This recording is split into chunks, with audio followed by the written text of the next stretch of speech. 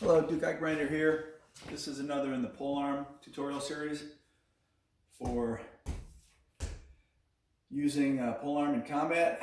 This is like a glaive style polearm.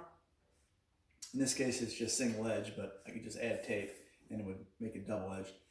But I wanted to go over guards for this type of polearm.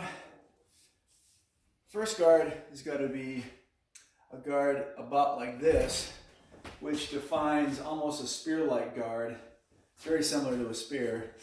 And the nature of that is my hands pretty much right back at the butt spike on my bottom hand, and the front hand is in that position where the crook of my elbows kind of supports that weight, and then how I want to manipulate it to show range or not range or position to my opponent.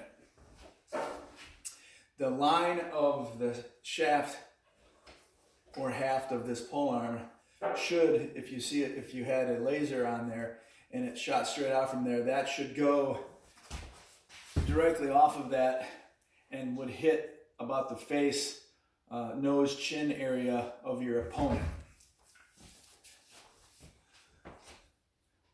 So I'd be about here. This is really good for blocking and defending against thrusts,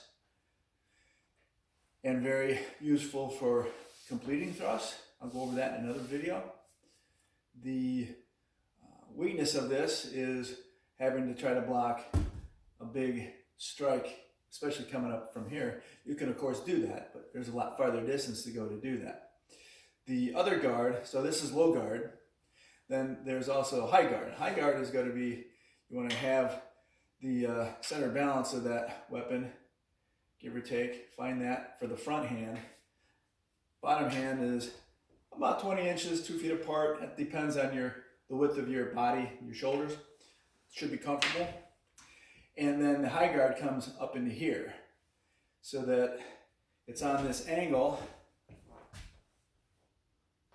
but that point is sort of on my center defense line. We don't want to be over here, see how my head's open? We don't want to be over here, see how my head's open? We want to be about in here. So that's high guard, and changes to low guard. There's also a middle guard that you can use that's kind of halfway in between both, if you want to kind of play around with those kind of ideas where you have a little bit better ability to make a block to the sides for cutting weapons, but also drop it into a thrust real fast as well. I generally don't use it. I'll generally go for the thrust and then change to the high for the cuts, or I'll start high and then drop it. Okay, I hope that made sense.